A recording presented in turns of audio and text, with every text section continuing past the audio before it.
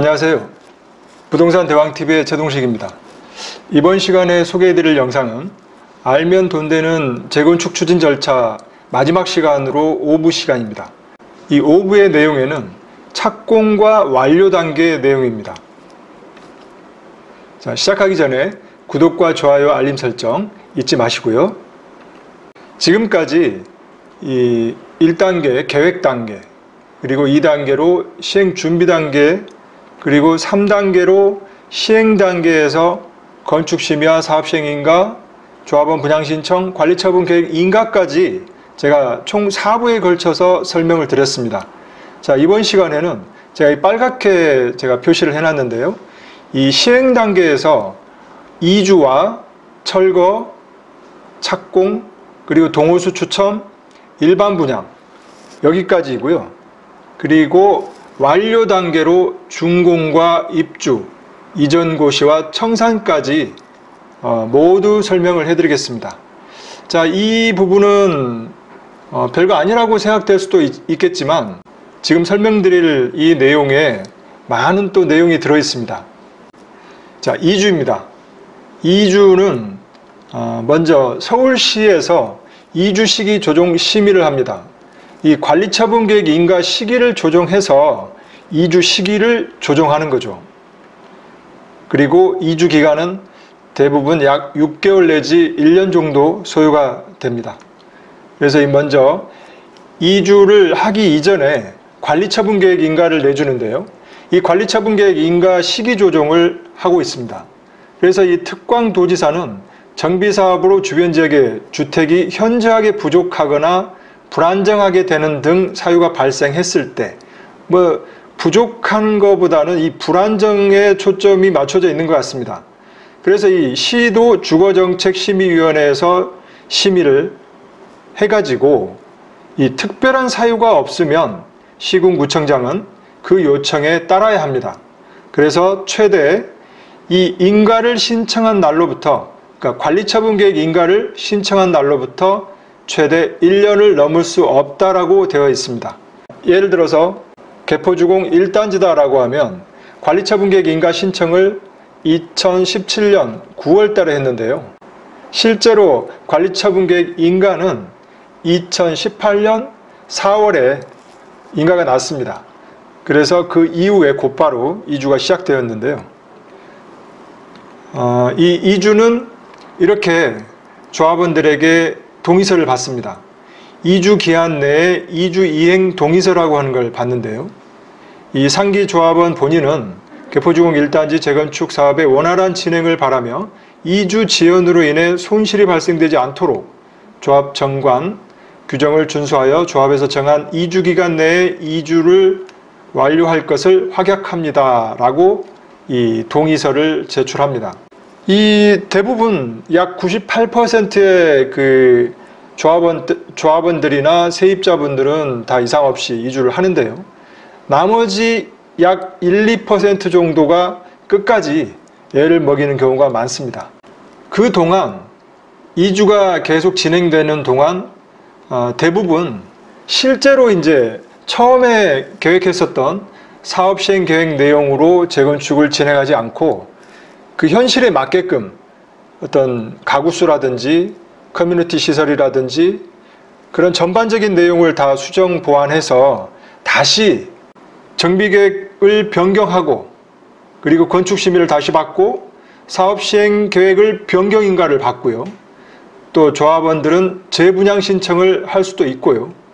그걸 토대로 관리처분계획 변경인가까지 최종 받으면 그게 이제 확정이 되는 내용이 됩니다.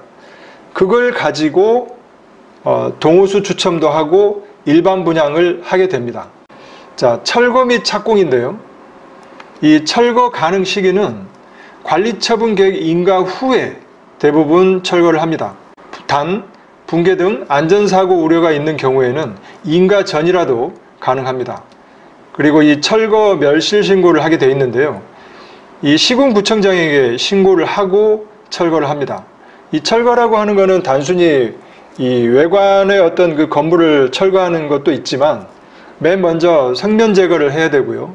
그리고 내부 지작물 철거, 이 기간도 3, 4개월 정도 걸립니다. 그리고 본철거가 들어가는 거죠. 약 3개월 정도요. 그러면 총 약 7개월 정도 이 철거만도 소요가 됩니다. 그 이후에 착공을 하게 되는 거죠. 이 착공을 할 때는 시군구청장에게 신고를 해야 됩니다. 이 착공 신고, 자, 이 부분에서 한 가지 짚고 넘어가야 될 게 있습니다. 현재는 투기과열지구로 지정되어 있는 곳에서는 사업시행계획 인가 후부터 착공까지 3년 이내에 이 착공을 하지 못했을 경우에는 조합원 지위 양도 양수가 가능하도록 되어 있습니다. 그래서 이 착공이 3년 동안 안 됐을 경우, 예를 들어서 개포주공 4단지라든지 개포주공 1단지라든지 이 두 개 단지들은 지금 조합원 지위 양도 양수가 가능하고 있습니다. 3년 이상 보유자에 한해서요. 그런데 착공 신고를 하는 날부터는 조합원 지위 양도 양수가 불가능해집니다. 이 부분을 염두에 두시기 바랍니다. 그리고 분양계약, 그래서 동호수 추첨 이후에 대부분 조합원 분양계약을 시공자와 하게 되어 있습니다. 그래서 이 동호수 추첨을 하게 되면 각 동호수마다 조합원 분양가가 정해져 있기 때문에 추가 분담금이 확정되는 거죠. 자, 여러분들의 이해를 좀 쉽게 도와드리기 위해서 예전에 관리처분계획 인가받는 그런 내용에서 제가 사부 시간에 설명드렸던 내용인데요. 이 추가 분담금 산정은 먼저 비례율을 산정을 해서 종전자산 평가를 한 상태에서 비례율을 곱하면 그게 바로 조합원 권리가액이고요. 이 조합원 권리가액을 조합원 분양가, 그러니까 조합원 동호수 추첨이 된 그 동호수의 분양가에서 나의 권리가액을 빼면 그게 바로 조합원 부담금, 즉 추가 분담금이 확정이 됩니다. 그래서 이 추가 분담금은 동호수 추첨 이후에 조합원 분양계약을 하면서 약 3년간, 그러니까 입주 시까지 총 8회로 분할 납부를 하든지 아니면 환급을 받는다라고 하면 8회로 환급을 받도록 되어 있습니다. 자, 여기까지 이해하시겠죠? 자, 다음은 일반 분양입니다. 자, 일반 분양은 통상 착공 전 또는 후에 이 일반 분양을 하는데요.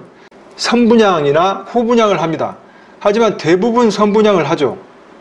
최근에 이 선분양을 했을 때 HUG, 허그라고 하는 주택도시보증공사에서 분양가를 통제하겠다라고 얼마 전에 또 발표를 했었죠. 그 내용을 한번 또 살펴보면요. 허그, 주택도시보증공사에서 이 고분양가 사업장 심사 기준을 개선한다라고 6월 6일 날 발표했습니다. 그 개선 사유는 고분양가 사업장 확산 차단을 통해서 보증 리스크 관리와 주택시장 안정화를 위해 제도를 개선한다고 하는 이유입니다. 이 보증 리스크 관리보다는 주택시장 안정화에 초점을 맞추고 이 사업장 심사 기준을 개선한 것 같습니다. 그래서 시행일은 2019년 6월 24일 분양보증 발급분부터 적용한다고 되어 있습니다. 다음 주네요. 자, 그 주요 내용을 한번 간략하게 살펴보면요. 이 왼편에 있던 게 기존 내용입니다. 기존 기준인데 이 오른쪽, 그러니까 1년 이내 분양 기준, 그리고 1년 초과 분양 기준, 준공 기준, 이 세 가지로 나눠져 있습니다. 그래서 1년 이내 분양 기준은 기존 내용과 동일하고요. 1년 초과 분양 기준은 여기에서 좀 달라진 게 평균 분양가의 110% 이내라고 되어 있는데 기존에는 이거를 105% 이내로 5%를 낮춘 거죠. 자, 그리고 세 번째는 준공 기준이라고 하는 것을 새로 만들었는데요. 그동안에는 이 준공일로부터 몇 년 뭐 이런 게 없었는데 10년이라고 되어 있습니다. 준공일로부터. 그리고 이 평균 매매가의 기존에는 110%로 되어 있지만 100% 이내로 낮췄습니다. 이것도요.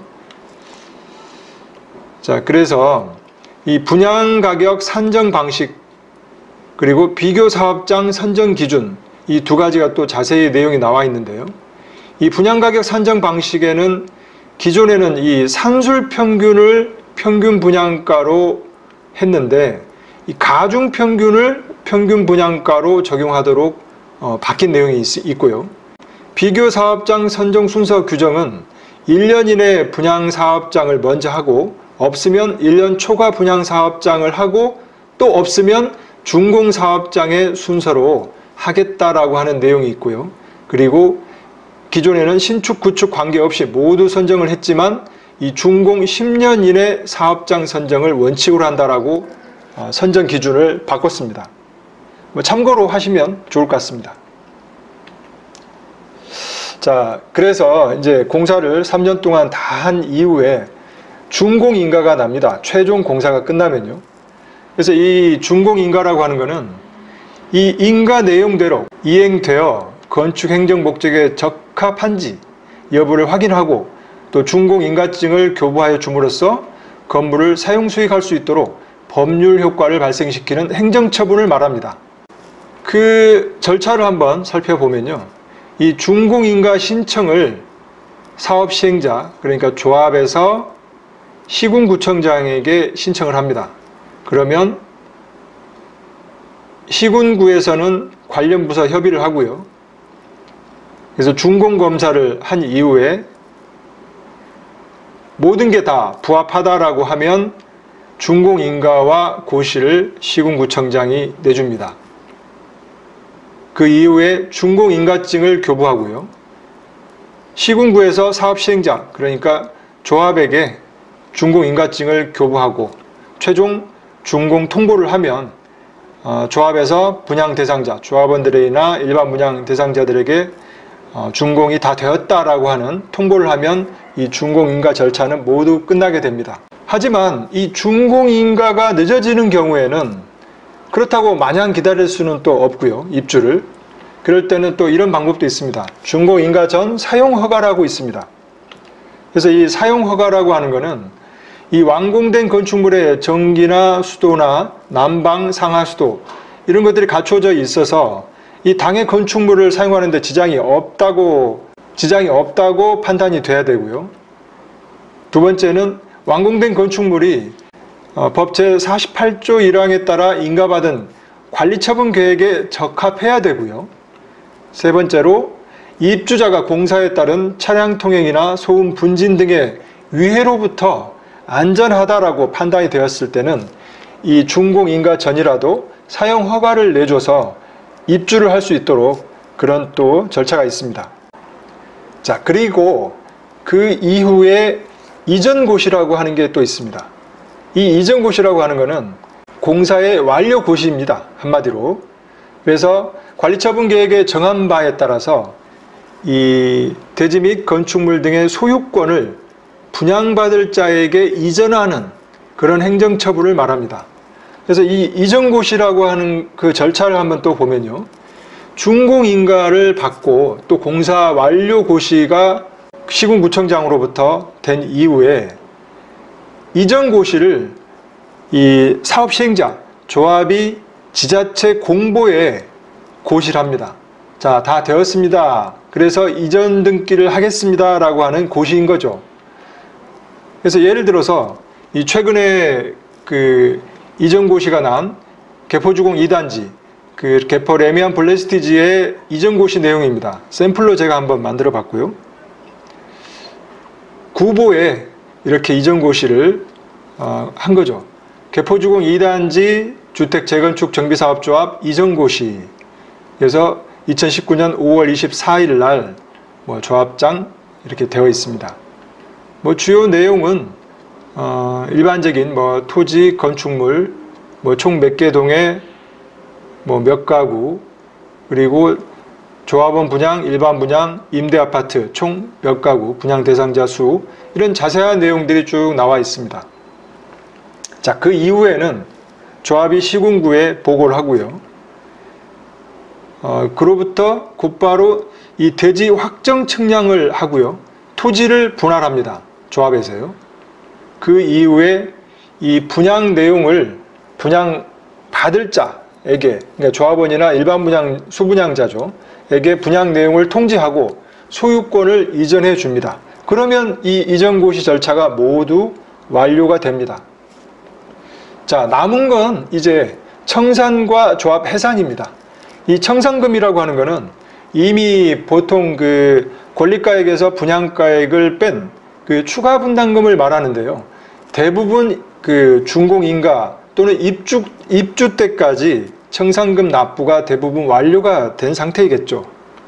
그래서 청산금을 분할로 징수하든지 강제로 징수하든지 했을 거고요. 또 지급할 일이 있으면 또 분할로 지급을 했을 거고요. 또 받을 자가 받을 수 없거나 거부한 때에는 청산금을 공탁합니다. 그리고 또 청산금 소멸시효가 있는데요. 이 받을 권리나 징수할 권리는 이전 고시일 다음 날부터 5년간 권리가 유효합니다. 마지막으로 조합 해산은 이 민법 중 사단법인에 관한 규정에 따라서 조합 해산 절차가 이루어집니다. 자, 지금까지 해서 이 총 5부에 걸쳐서 재건축 사업 절차 전 과정을 설명을 드렸고요. 핵심 꿀팁을 알려드리겠습니다. 지금 현재 이 개포 재건축 단지라든지 서울시 전체는 투기과열지구로 지정되어 있습니다. 그래서 조합원 지위 양도나 양수가 자유롭게 되지 않습니다. 그래서 이 상당히 주의하셔야 되고요. 이 투기과열지구 정비사업에서는 5년 재당첨 금지라는 게 있습니다.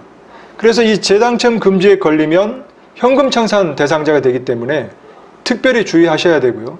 그래서 따로 제가 동영상을 만들어서 올려놨기 때문에 이 부분은 시청하시면 될 것 같고, 이 재분양 신청을 이제 하게 된다면 어떤 특정 정비사업지에서요 하게 된다면 다른 곳에 당첨 사실이 있던 분들은 재분양 신청을 하면 안 되겠죠.